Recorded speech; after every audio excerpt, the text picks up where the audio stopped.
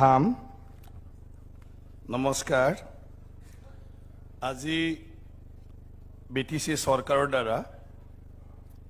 যে এটা community vision documents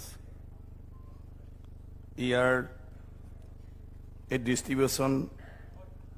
বা সকল জনগোষ্ঠীক সরকারের যেটো ভিজন এই জাতিটোর উপরত এটা অর্পণ করার এই অনুষ্ঠানটোত আমার মুখ্য অতিথি হিসাবে উপস্থিত আমার সকলের শ্রদ্ধার অসমৰ গভর্নর লক্ষ্মণ প্রসাদ আচার্য ডাঙরিয়া আমার বিটিসির সকলের শ্রদ্ধার চিফ শ্রী প্রমোদ বড়ো ডাঙরিয়া আমার মাজত উপস্থিত আমার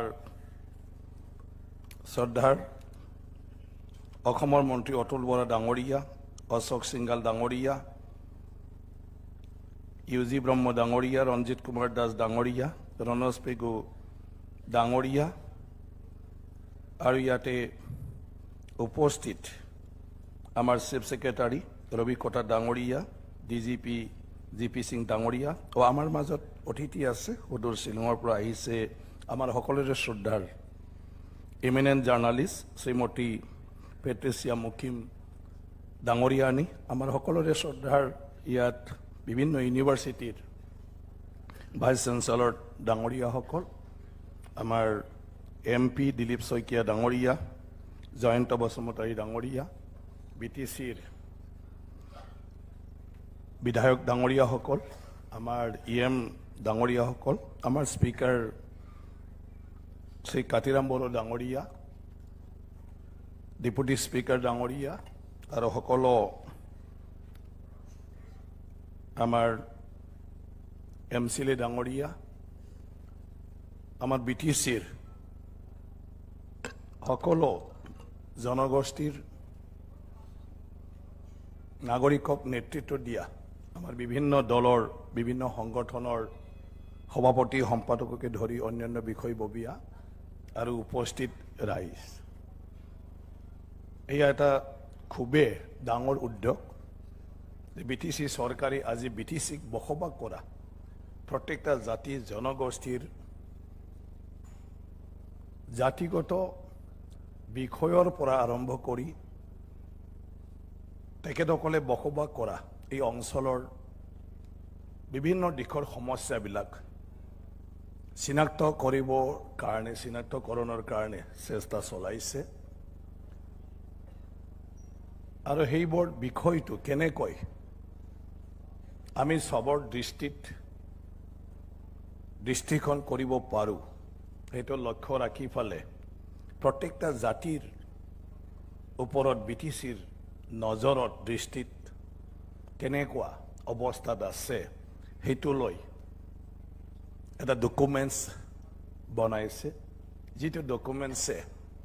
অকল বিটিসি সরকার নহয় বিটিসি সরকারের বাহিৰত থকা সকলো ব্যক্তিকে এই বিষয়ে জানিবলৈ দিব বিটিসিৰ বিভিন্ন জাতি জনগোষ্ঠীৰ বিশেষ কৰে তেওঁলোকৰ ভাষা কলা সংস্কৃতি ধৰ্ম বিশ্বাস তেওঁলোকৰ সমাজ নীতি তেওঁলোকৰ অৰ্থনীতি শিক্ষা দীক্ষাৰ পৰা আৰম্ভ কৰি সকলো বিষয়ে অতি সহজে এই ডকুমেন্টসৰ দ্বাৰা অবগত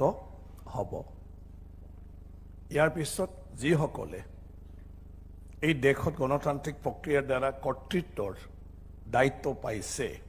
যাক কর্তৃত্ব প্রদান করা হয়েছে যিসকলে সরকারত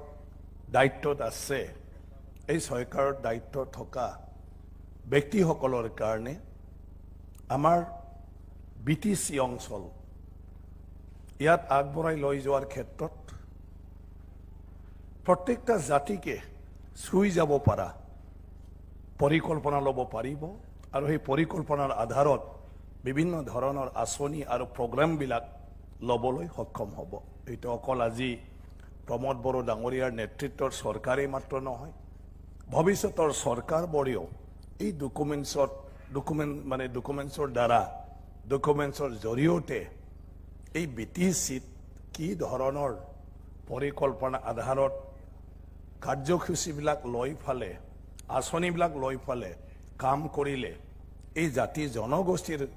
সমস্যাবিলাকো সমাধান হ'ব পাৰে। বহুতো সৰু সৰু জাতি জনগোষ্ঠী আছে যাৰ জনসংখ্যা বহুত কম, যেনেকৈ আপোনাৰ হাজঙৰ পৰা আৰম্ভ কৰি বৰ্মন কছাৰী গাৰো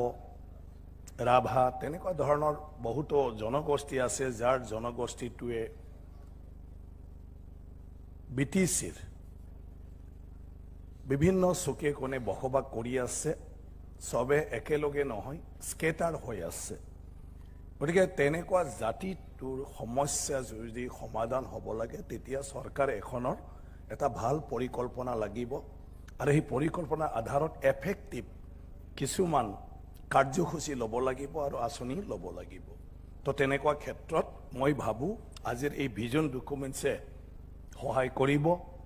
আৰু সেই ভিজন ডকুমেণ্টছৰ জৰিয়তে সকলোৰে সমস্যাক আজি সকলোকে অৱগত কৰাৰ কাৰণে BTCয়ে যিটো পদক্ষেপ লৈছে মই ভাবোঁ ভৱিষ্যতত BTCৰ বসবাস কৰা প্ৰত্যেকজন নাগৰিকৰে উপকাৰ হ'ব। গতিকে সেইখিনি কৈ মই মোৰ বক্তব্য সামৰণি মাৰিছোঁ।